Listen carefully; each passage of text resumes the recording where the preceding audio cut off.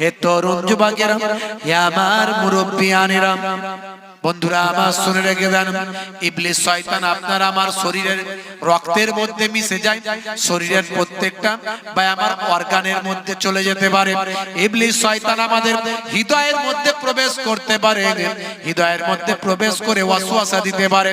ইবলিস শয়তানকে, আসল ইবলিসকে আর করতে হয় না, তার চেলা চামচোটরা বিভিন্ন দায়িত্ব পালন করে। হে তরুণ যুবকেরা, ইবলিসেরও বংশ আছে, বিস্তার করেছে, ইবলিসেরও সন্তান সন্ততি আছে। ইবলিস হলো একটা জিন, আপনারা সকলেই জানেন, জিনেদের বাদশা। ভাই আমার, ইবলিস হলো একটা জিন যাকে আল্লাহ মুআল্লিমুল মালাকুত করেছিল, ফারিস্তাদের সরদার বানিয়েছিল। ভাই আমার, তার আসল নাম হলো আজাজিল। তারও কিন্তু বংশ আছে বাবা, তার ছেলে মেয়ে আছে, আল আউলাদ আছে, কোন ছেলে মেয়ে বাবা। ভাই আমার, দোস্ত আমার, ইবলিসের এক ছেলে ভাই আমার দায়িত্ব আছে মানুষের মাঝখানে গীবত, শিকায়েত, চুগলি, চগলখড়ি করানোর দায়িত্ব আছে। ইবলিসের আর এক সন্তান মানুষকে অশ্লীল অন্যায় কাজের মধ্যে লিপ্ত করার কাজে দায়িত্ব আছে। এইভাবে ইবলিসের অনেক সন্তান, তারা বিভিন্ন কাজে লিপ্ত আছে। ইবলিসের যেমন ছেলে আছে, ইবলিসের তেমন মেয়েও আছে। হে তরুণ যুবকেরা, এমন অশ্লীলতায় তারা লিপ্ত হয়ে গেল, তারা সমকামিতার মধ্যে লিপ্ত হয়ে গেল, নিজেদের স্ত্রীর সঙ্গে তারা দূরত্ব বাড়ালো, স্ত্রীর সহচর্যে তারা আর যায় না। হে তরুণ যুবকের, হে আমার মুরব্বিয়ানেরা, ইবলিসের এক ভাই আমার আওলাদ এসে, ইবলিসের এক চেলা এসে লুত নবীর মানুষদের, লুত নবীর জামানার মানুষদের মধ্যে এমন আচরণ প্রবেশ করাতে লাগলো। হে তরুণ যুবকের, হে আমার মুরব্বিয়ানেরা, তারা বাবা সমকামিতায় এমন লিপ্ত হলো, সেই জামানার মানুষের অশ্লীল অন্যায় কাজের মধ্যে লিপ্ত হতে লাগলো। ভাইরা আমার, তরুণ যুবকেরা আমার, আমার আল্লাহ সমকামিতা হারাম করেছেন, জঘন্য অপরাধ বলে আমার আল্লাহ কোরআন মাজিদে ঘোষণা করে দিয়েছেন। এ তরুণ যুবকেরা, হে আমার বন্ধুরা, কিন্তু ইবলিস শয়তান, সে তো মানুষকে জাহান্নামে নিয়ে যেতে চায়। তাই আমার আল্লাহ যেটা নিষেধ করেছেন, সেই নিষেধ করা কাজের দিকে মানুষকে ধাবিত করতে চায়। আমার আল্লাহ মদ খাওয়াকে হারাম করেছেন, কথা ঠিক না বল? কথা ঠিক না বল? মদ খাওয়া, খামার, মদ সম্পর্কে আয়াত নাজিল হয়েছে কোরআন মাজিদে, আল্লাহ মদ সম্পর্কে আয়াত নাজিল করেছেন। কিন্তু এখন মুসলমানের অনেক সন্তান রাতের বেলা লুকিয়ে লুকিয়ে সোপের সামনে গিয়ে হাতটা গলিয়ে দিয়ে লাল পানির বোতলটা নিয়ে চানাচুর ভাজা দিয়ে চালিয়ে যায়। আবার লোকে যদি বলে মদ খাচ্ছিস, বলে মদ নয়, মেডিকেল জুস, কথা ঠিক না ভুল? মদকে মেডিকেল জুস বলে চানাচুর ভাজা দিয়ে, মুরগির কষা দিয়ে চালায়। আবার খাবার সময় আবার বিসমিল্লাহ বলে, বলে হুজুররা বলে কিছু খেলে বিসমিল্লাহ বলতে হয়, জানিস না? হে তরুণ যুবকেরা, আমার আল্লাহ যেটা নিষেধ করেছে মানুষ সেটা করে। ইবলিস শয়তান আল্লাহর নিষেধ করা জিনিসের দিকে মানুষকে ধাবিত করতে চায়। লুত নবীর জামানায় মানুষকে সমকামিতার দিকে ধাবিত করতে থাকে। হে তরুণ যুবকেরা, হে আমার মুরব্বিয়ানেরা, শুনে রেখে দিন বাবা, জেনে রেখে দিন বাবা, হে মুসলমান একটুখানি লক্ষ্য করো। এমন সময় দেখতে পাওয়া যায় সেই জামানার মানুষগুলো সব সমকামিতায় লিপ্ত হয়ে গেল। তারা পুরুষে পুরুষে সংস্পর্শ, পুরুষে পুরুষে সমকামিতা, পুরুষে পুরুষে বিবাহ বন্ধন, পুরুষে পুরুষে অবৈধ অশ্লীল কাজে তারা লিপ্ত হয়ে গেল। এটা অত্যন্ত জঘন্য ব্যাপার, একেবারে নিকৃষ্ট কাজ। পৃথিবীর ইতিহাসে এর থেকে নিকৃষ্ট অপরাধ আর কিছু হয় না। হে তরুণ যুবকেরা, কিন্তু আজকের যুগেও সমকামিতা পৃথিবীর অনেকগুলো দেশে বৈধ, কথা ঠিক না ভুল? পৃথিবীর অনেকগুলো দেশে সমকামিতাকে বৈধ বলে ঘোষণা করা হয়েছে, আপনারা জানেন। হে তরুণ যুবকেরা, আমেরিকা যুক্তরাষ্ট্র, ব্রিটেন, ফ্রান্স, এই সমস্ত জায়গাতে সমকামিতার বিরুদ্ধে কথা বলা যাবে না। আপনারা জানেন রিসেন্ট কয়েক বছর আগে আমাদের ভারতবর্ষের সুপ্রিম কোর্টেও সমকামিতা বৈধ বলে আইন পাস হয়েছে, আপনারা জানেন। অল্প কিছুদিন আগে কলকাতার জমিনে দেখলাম একজন নন বেঙ্গলি আর একজন বেঙ্গলি, একজন বাঙালি পুরুষ একজন নন বেঙ্গলি পুরুষ, সে নিজেরা একে অপরের মধ্যে সমকামিতা, তারা বিবাহ বন্ধনে আবদ্ধ হয়েছে। এ তরুণ যুবকেরা তাকে মানুষ স্যালুট জানাচ্ছে, ধন্যবাদ দিচ্ছে। আমরা সেই জামানায় বাস করছি যেখানে সমকামিতা করলে লোকে ধন্যবাদ দেয়, অত্যন্ত জঘন্য ব্যাপার। কিন্তু লূত নবীর জামানায় এই সমকামিতার কারণে আমার আল্লাহ নারাজ হয়েছিলেন। এ মুসলমান, একটুখানি খেয়াল করুন, আজকে কেন আপনার আমার দোয়া কবুল হয় না? আজকে কেন আপনার আমার আমল কবুল হয় না? আজকে কেন আমাদের সমাজে এত অন্যায়, এত অবিচার, এত আমরা কেন লজ্জিত, অপমানিত? আজকে আমাদের সমাজের মধ্যে কেন এত অশান্তি? আজকে আমাদের সমাজের মধ্যে কেন শান্তি নাই? আজকে আমরা কেন এত অপরাধ, এত অন্যায়ের মধ্যে আছি? হে তরুণ যুবকেরা, আমাদের মনের কেন শান্তি নাই? তার কারণ হলো সমাজের মধ্যে পাপ অনেক অনেক গুণে বেড়ে গেছে। পাপ বেড়েছে না কমেছে? জোরে বলেন। পাপ বেড়ে গেছে। একেবারে ছেলে মেয়ে ছোট বাচ্চা দেখবেন, বাচ্চারা বাপের কথা শুনছে না, তারা বিভিন্ন রকম অশ্লীল ভাবে, অন্যায় ভাবে আচরণ করছে। ঘন্টার পর ঘন্টা মোবাইল, পিতা মাতার কথা শোনে না, গেম চালাচ্ছে, ফ্রি ফায়ার, পাবজি খেলছে। ঘন্টার পর ঘন্টা লটারি, আপনার কি বলে ওই মোবাইলে আপনার লুডু, মোবাইলে সাপ খেলা, মোবাইলে গুলি চালানো, বিভিন্ন রকম এই সব নিয়ে ব্যস্ত থাকছে। যুবকেরা এমন কোন অন্যায় নাই তারা করে না, নায়ক গায়কের তারা অনুসরণ করছে, তাদের মতো চালচলন করছে। হাতে বালা, কানে দুল, বুঝতে পারছেন, গলায় সোনার চেন, পায়ে কালো কার, হাতে ধাগা। মুসলমানের ছেলে মাথার চারিদিকটা চেঁচে ফাঁকা করে দিয়ে আবার তাদের কাঁচির ছাঁট, কাঁচির ছাঁট, এদিকটা কাঁচির ছাঁট, ওদিকটা কাঁচির ছাঁট। কিরে ভাই, বলছে এটাই চলছে তাই। মুসলমানের ছেলে চুলের রেখেছে বাহার, বলছে দেখছিস হে মুসলমান কেমন আমার বাহার। রাগ করবেন না বাপ, একটু বোঝার চেষ্টা করা যাক। মুসলমানের ছেলে হাতে পড়েছে বালা, কানে লাগিয়েছে দুল, পায়ে পড়ছে কালো কার, বলছে আমার কাছ থেকে দেখছিস আমার কতবার। হে তরুণ যুবকেরা, হে আমার বন্ধুরা, হে আমার মুরব্বিয়ানেরা, শুনে রেখে দিন বাবা, জেনে রেখে দেন। হে মুসলমান, একটুখানি লক্ষ্য করুন, একটুখানি খেয়াল করুন বাবা। আজকালকার পোলা দেখো সঠিক পথে চলে না, পিতামাতা গুরুজনের কথা তারা শোনে না।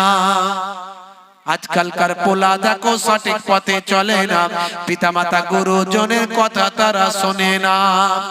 চুলগুলো ছোট ছোট, প্যান্ট শার্ট আটো সাটো, সুজোরা পায়ে দিয়ে, পেছনে ব্যাগ নিয়ে, লাল লাল জুতো পায়ে, চোখে কালো চশমা, দুই চোখ মেলে খোঁজে বেদের মেয়ে জোসনা।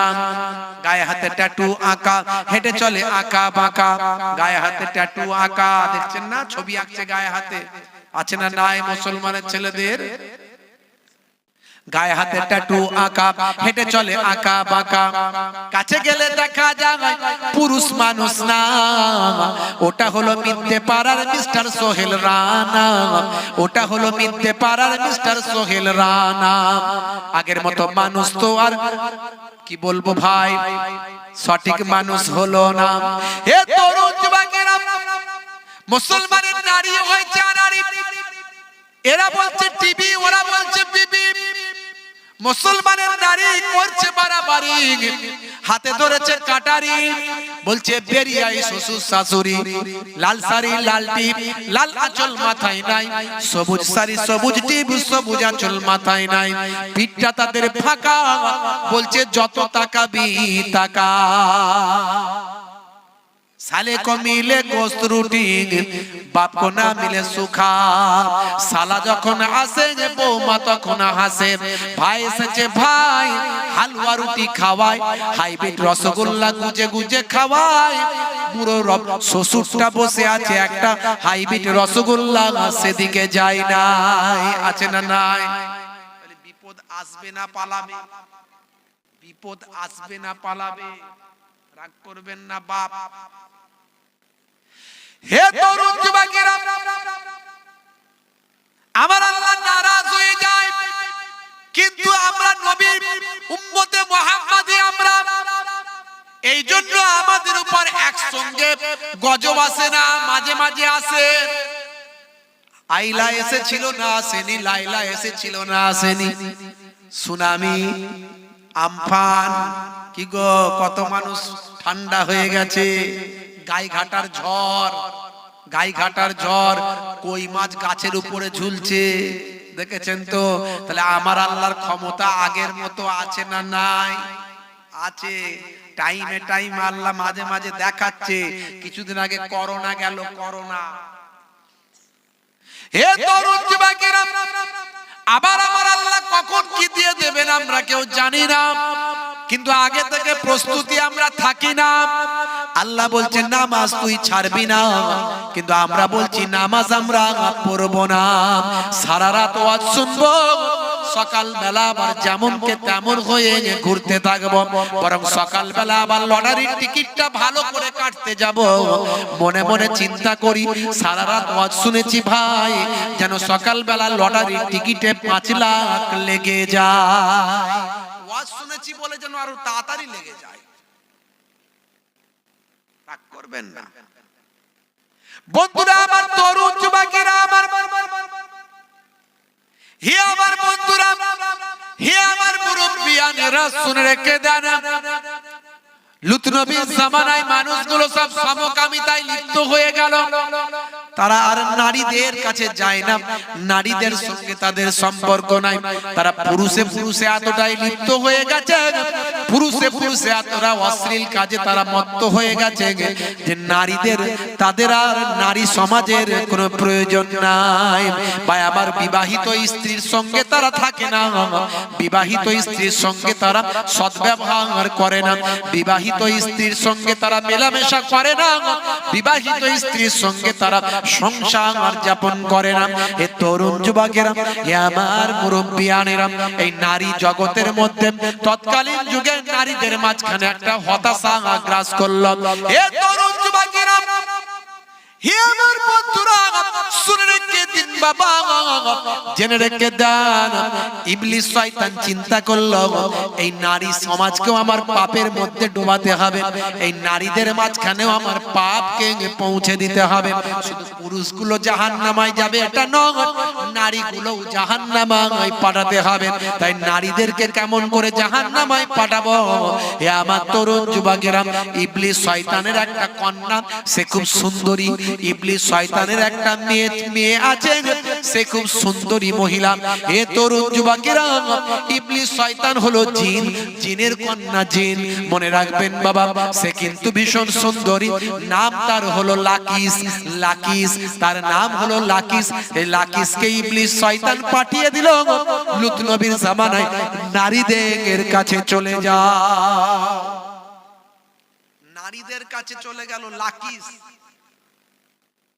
হে তরুণ যুবকেরা নারীদের কাছে গিয়ে নারীদের দুঃখ যন্ত্রণা কষ্টের তারা সে ফায়দা নিতে লাগলো হে জওয়ান যুবকেরা নারীরা যেখানে একসঙ্গে আছে সেখানে সে সুন্দরী নারী সেজে চলে গেল গিয়ে বলল বাবু ভাই মাগো তোমাদেরকে কি কথা বলবো আমি ভীষণ কষ্টের মধ্যে আছি আমি ভীষণ বিপদের মধ্যে আছি, আমার স্বামী আমার দিকে তাকায় না, আমার স্বামী আমার সঙ্গে থাকে না, আমার সঙ্গে সংসার ধর্ম করে না।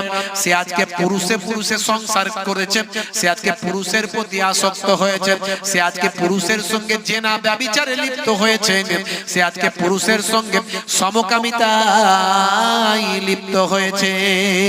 কিন্তু আমার মতো সুন্দরী আজকে আমার সঙ্গে তার সম্পর্ক নাই। আমাদের চাহিদা, আমাদের ব্যবহার, আমাদের যা প্রয়োজন সেটা সে আমার স্বামী কোনো লক্ষ্য রাখে না। কিন্তু আজ থেকে আমরাও দেখিয়ে দেব, আমরা মেয়েরাও ছেড়ে কথা বলবো না। এ তরুণ যুবকেরা, সে নারীদেরকে প্রলোভন দেখাতে লাগলো, নারীদেরকে প্রলোভন দেখিয়ে তৎকালীন যুগের একটা সম্ভ্রান্ত এবং সুন্দরী নারীর সঙ্গে সে যৌন ভাই আমার আচরণে লিপ্ত হয়ে গেল। ভাই আমার সেই লাকিস ওই মহিলাদেরকে ভাই আমার সমকামিতা শিখিয়ে দিল শয়তানের মাধ্যমে। লাকিস ওই জামানার নারীদের মধ্যে সমকামিতা প্রয়োগ করল, এইভাবে নারীদের মধ্যে সমকামিতার প্রচলন ঘটল। পুরুষরা পুরুষে পুরুষে বিবাহ করে, নারীরা নারীতে নারীতে বিবাহ করে, এই হলো তাদের অবস্থা। বর্তমান সময়েও পুরুষে পুরুষে বিবাহ, নারী নারী বিবাহ আছে না নাই? আছে না নাই? খোঁজ খবর রাখেন তো আপনারা? মাঝে মাঝে দেখবেন চলছে এই সব, সারা পৃথিবীতে চলছে, আমাদের ভারতবর্ষেও চলছে। হে তরুণ যুবকেরা, হে আমার বন্ধুরা, শুনে রেখে দিন বাবা, জেনে রেখে দেন। হে মুসলমান, হে আমার ভাইয়েরা, শুনে রেখে দেন বাবা, বন্ধুরা আমার আল্লাহ বললেন বান্দারে তোরা সিরাতুল মুস্তাকিম পথের প্রতীক হয়ে যা। কোরআন মাজিদে আমার আল্লাহ সূরা ফাতিহার মধ্যে জানিয়ে দিলেন আমরা 5 ওয়াক্ত নামাজে সূরা ফাতিহা পড়ে থাকি।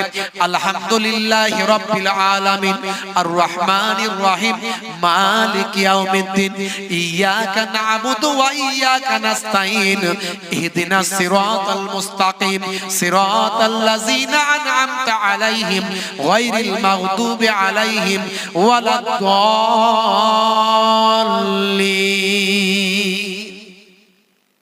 আমিন। আমরা কি বলি? ইহদিনাস সিরাতাল মুস্তাকিম, আল্লাহ আমাদেরকে সঠিক পথে, সরল পথে পরিচালিত করো। গায়রিল মাগদুবি আলাইহিম ওয়ালাদ-দাল্লিন, ওই পথে নয় যে পথে ক্ষতিগ্রস্ত হব, যে পথে ধ্বংসপ্রাপ্ত হব, তাদের পথে পরিচালিত করো না যাদেরকে তুমি ধ্বংসপ্রাপ্ত করে দিয়েছো, ওই পথে নয়। এটা কারা? আল্লাহর দুশমন যারা, আল্লাহর হুকুমের বাইরে চলেছে যারা। হে তরুণ যুবকেরা,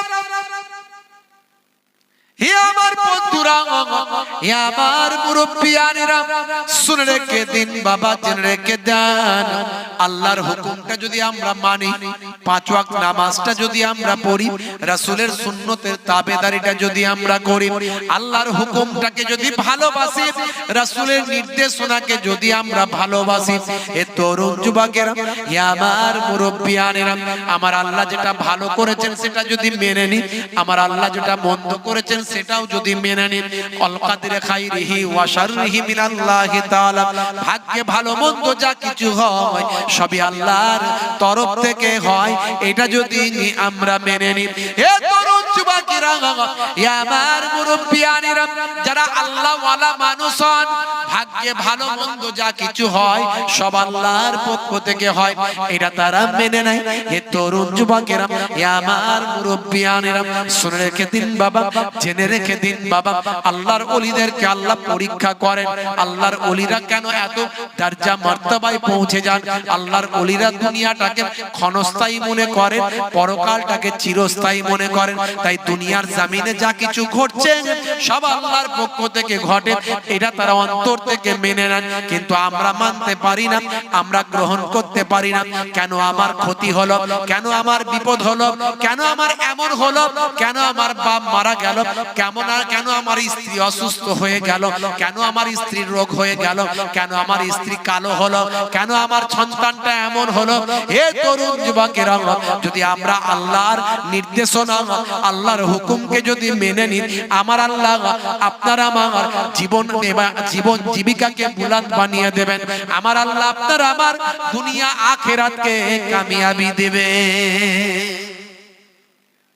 ওয়াল কদরে খাইরিহি ওয়া শাররিহি মিনাল্লাহি তাআলা।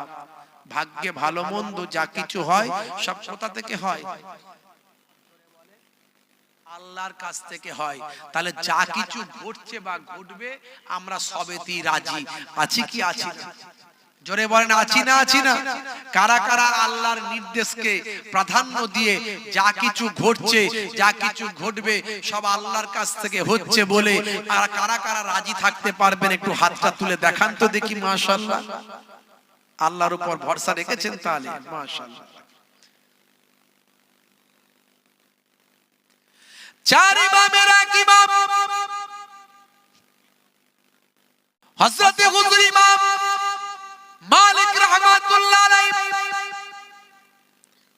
মস্ত বড় একজন ইমাম, মস্ত বড় একজন আল্লাহর ওলি বান্দা। হে তরুণ যুবকেরা, হে আমার মুরব্বিয়ানেরা, শুনে রেখে দিন বাবা, জেনে রেখে দিন বাবা, কত বড় আল্লাহর ওলি, কত বড় আল্লাহর মাহবুব বান্দা জানেন বাবা? হযরত ইমাম, চার ইমামের এক ইমাম হযরত ইমাম মালিক রাহমাতুল্লাহ আলাইহি বাবা।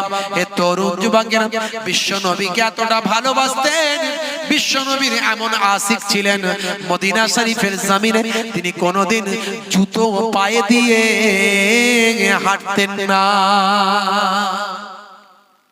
মদিনা শরীফের জমিনে খালি পায়ে হাঁটতেন, খালি পায়ে, কোনোদিন জুতো পায়ে দিতেন না। এমন কি মদিনা শরীফের জমিনে কোনোদিন পেচ্ছাপ পায়খানা পর্যন্ত করতেন না। কি নবীর আশিক, কেমন নবীকে ভালোবেসে।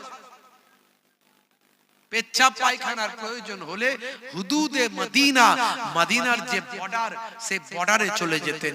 একটা পা বর্ডারের এপারে, একটা পা বর্ডারের ওপারে। পেচ্ছাপ পায়খানা যা কিছু প্রয়োজন সব বর্ডারের ওপারে করতেন, আর পাটা এপারে রাখতেন, আর নিয়ত করতেন, আল্লাহ যদি এই সময়তেও আমার মওত দাও, তাহলে যেন টলে গিয়ে আমি মদিনার জমিনে মরি।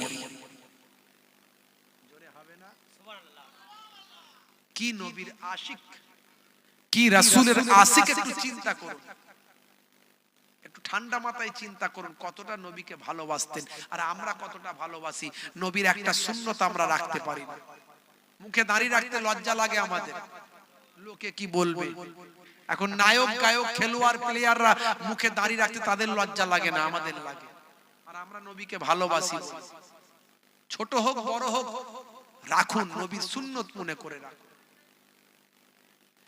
হে তরুণ যুবকেরা, হে আমার বন্ধুরা, শুনে রেখে দিন বাবা, জেনে রেখে দেন। হে মুসলমান একটু লক্ষ্য করুন বাবা, বন্ধুরা আমার, তরুণ যুবকেরা আমার, বন্ধুরা আমার, মুরব্বিয়ানেরা, ভাই আমার, দোস্ত আমার, তিনি ওয়াজ করেছিলেন, আল্লাহর বাইতুল্লাহ শরীফ তওয়াফ করেছিলেন।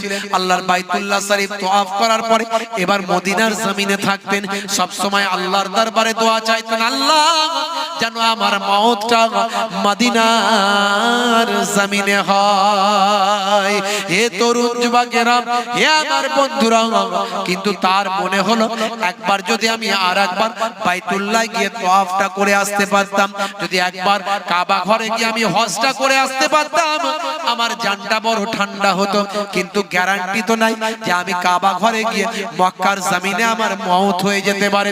কিন্তু আমি নিয়ত করেছি, আল্লাহ আমার মওতটা যেন মদিনার জমিনে হয়। তাই আমি মক্কা শরীফ যেতে পারছি না, কারণ মক্কা শরীফে গেলে যদি আমার মওত হয়ে যায়, এই চিন্তায় আমি মক্কা শরীফ যেতে পারছি না। হে তরুণ যুবকেরা, কারণ তিনি আল্লাহর কাছে দোয়া চেয়েছেন, আল্লাহ আমার মওতটা যেন রাসূলের রওজার পাশে হয়। মক্কা শরীফে হজ করতে যেতে পারছেন না, আর একবার গেছেন, একবার করে এসেছেন, দ্বিতীয়বার আবার মনটা চেয়েছে কিন্তু পারছেন না। হে তরুণ যুবকেরা, রাসূলের দরবারে গিয়ে দোয়া চাইলেন, হে আমার আল্লাহ, আমার রাসূল পাকের ওসিলায় আমার দোয়া কবুল করো। আল্লাহর নবী জিন্দা নবী, আল্লাহর নবী জিন্দা নবী না মুর্দা নবী? জোরে বলেন জিন্দা না মুর্দা? জোরে বলেন। একদল মানুষ বেরিয়েছে বলছে নবী মরে গেছে শেষ, বলছে না? একদল মানুষ বেরিয়েছে বলেনি?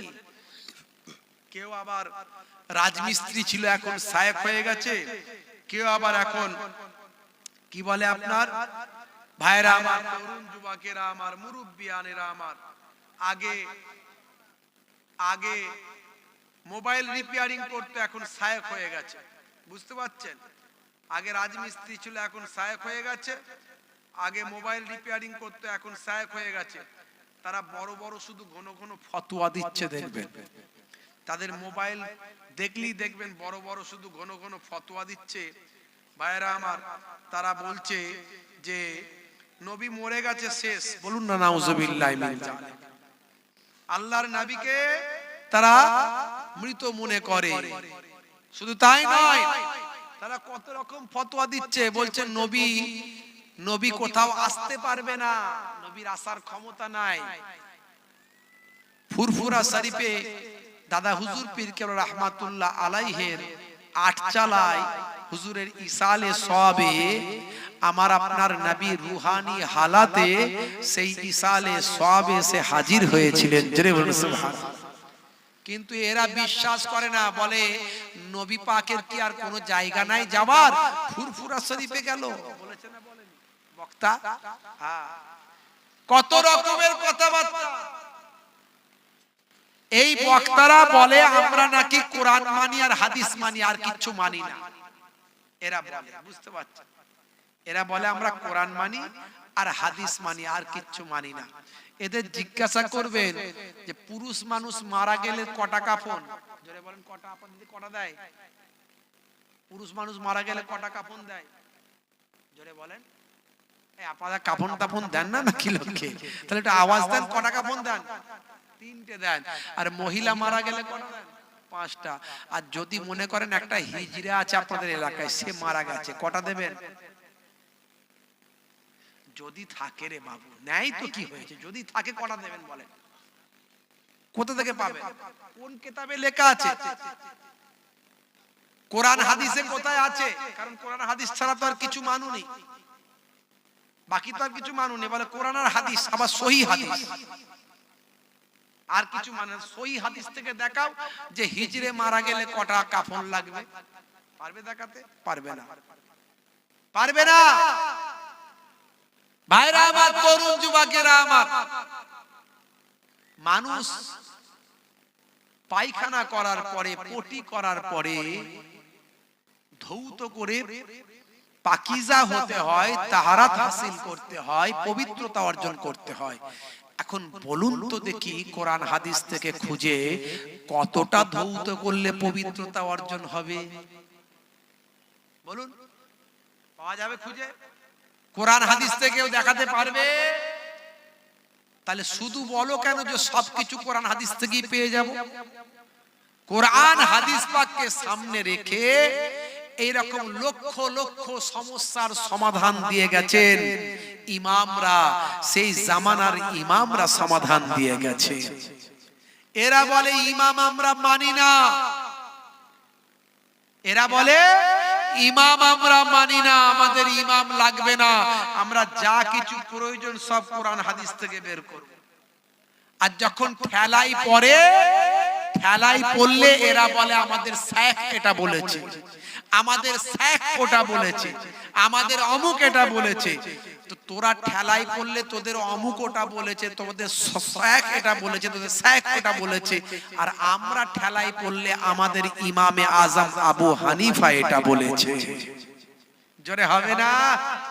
তোরা ঠেলায় পড়লে তোদের রাজমিস্ত্রিওয়ালা শায়েখের কথা শুনিস, তোরা ঠেলায় পড়লে তোদের ওই কি বলে মোবাইল রিপেয়ারিং করা শায়েখের কথা শুনিস, বা আজকের যুগের কোন মোল্লা মৌলবীর কথা শুনিস। আর আমরা ঠেলায় পড়লে আল্লাহর নবীর কাছাকাছি অবস্থান, আল্লাহর নবীর সময়ের কাছাকাছি সময়ের মানুষ, সাহাবাদের সময়ের কাছাকাছি সময়ের মানুষ, 5 জন সাহাবাকে চামড়ার চোখে দেখেছেন, তাদের সোহবতে বসেছেন। ইমামে আজম আবু হানিফা হুজুরের মাসালাগুলো আমরা নিয়ে থাকি। তাহলে তোমরা ভালো করছো না আমরা ভালো? তোমরা ঠিক পথে আছো না আমরা আছি? ভাবতে হবে। হে যুবকেরা, চিন্তা করো। কিছুদিন আগে ওই রাজমিস্ত্রিওয়ালা শায়েখ একটা আছে না, আমি নাম বলবো না, ভাইরা আমার, বলছে ভিডিওতে, বলছে হঠাৎ আমাকে একজন পাঠালো, বলছে আব্দুর রশিদ নাম রাখা হারাম, বলছে গোলাম মাহবুদ নাম রাখা হারাম, জাহাঙ্গীর নাম রাখা হারাম, শাহজাহান নাম রাখা হারাম, ইয়াসিন নাম রাখা চলবে না। এখন একটা বক্তাও তো আছে ফরসা মতো, ইয়াসিন আছে না নাই? এখন সে বুঝবে নাম রাখা তার চলবে কি চলবে না। আবার বলেছে কি, যাদের নাম এগুলো আছে তাদের নাকি নতুন করে আবার জবাই করতে হবে, জবাই করে আকিকা দিতে হবে। আর এই লোক নাম রেখেছেন আব্দুর রশিদ, আছে না? নাম আছে না আব্দুর রশিদ, এই নাম রাখা হারাম, চলবে না, একদম নাই। গোলাম মাহবুদ নাম আছে না, আছে, নাম রাখা হারাম, চলবে না। জাহাঙ্গীর নাম আছে, চলবে না। শাহজাহান নাম আছে, চলবে না। ইয়াসিন চলবে না, এসব নাম রাখা চলবে না। আর কত শোনাবো, অনেক আছে, সব চলবে না, ইসলামে চলবে না। তাহলে যাদের আছে লক্ষ লক্ষ মানুষে, তাদের সব তো কি হবে? বলছে সব নাকি নতুন করে ফের আকিকা দিয়ে পশু জবাই করে নাম পাল্টাতে হবে। এখন আপনাদের এখানে এরকম নাম আছে নাকি?